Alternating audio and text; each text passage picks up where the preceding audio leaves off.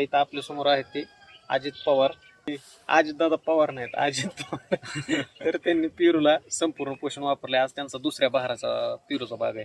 आपण त्यांना रिझल्ट विचारूया. नमस्कार. तुम्ही पेरूला आतापर्यंत संपूर्ण पोषण व्यतिरिक्त काय वापरलं? काय नाही, फक्त गेल्या वर्षी पहिल्या बहारला शेणखत वापरलेला. ह्यावेळेस दुसऱ्या बहारला शेणखत वापरला नाही, काय नाही, फक्त संपूर्ण पोषक वापरलंय. पहिल्या बहाराला 45,000 फॉर्म बसलेला. आता कमीत कमी 1 लाखाच्या आसपास फॉर्म बसला. एका झाडाला आता तुमचं 200-250 फळ आहे.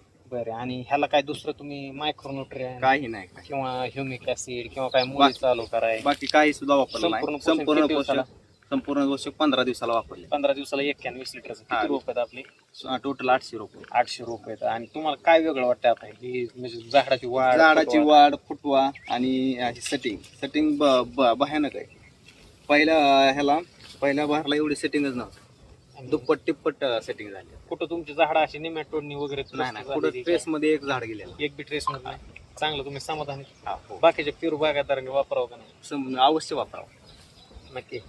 बेसळ डोस दिलता का आपण? नाही, बेसळ डोस नाही, बेसळ नाही, काय नाही मित्रांनो. वॉटर सोल्युबल नाही, काही नाही. तुम्ही प्लॉट बघा कसा फुटलाय काय, आणि कळी बघा तुम्ही. कळीची सगळं मग सगळं A to Z अख्खं फळाची फुगवून सहित आहे.